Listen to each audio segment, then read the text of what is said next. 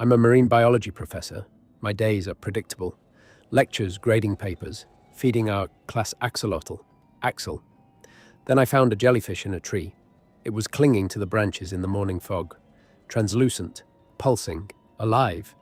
Not dried out, not dying, perfectly comfortable in open air, as though it had never needed the ocean. I touched it. The fog rearranged itself around my hand. I found a second one, crushed under my shoe, still pulsing. Then I started counting. 10 jellyfish scattered across campus, each partially hidden by fog that seemed just slightly thicker than it should be. Too many to be coincidence. Back in the lab, Axel was buried under the sand with only his eyes showing. That's when I noticed fog pooling under the sealed lab door and a tiny jellyfish squeezing itself through the keyhole. It compressed its entire body into liquid, slipped through, and reformed on the other side. Then I went to rinse my hands and the drain exploded. Dozens of translucent tentacles forced themselves through the metal slats, writhing and thrashing against the porcelain. Then, just as suddenly, they stopped. Weeks passed. The jellyfish became normal. People learned to carry vinegar spray. The Medusa fog, they called it. The world just adapted, until the sky forests appeared.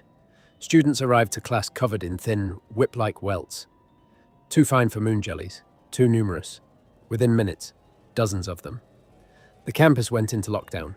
Then we looked up. What we assumed was a bloom above campus was not a swarm. It was one creature, a dome of rusted crimson tissue the size of several city blocks, pulsing slowly, blocking out the sun.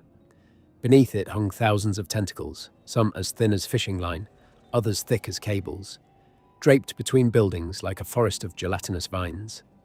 And tangled within them, turning slowly in the mist, were bodies. No malice, no awareness of us, just the machinery of something so vast it couldn't tell the difference between food and everything else. As it passed over us and the fog closed back in, one thought settled in my chest and wouldn't leave. What could be so catastrophically wrong with the ocean and that something like this would abandon it?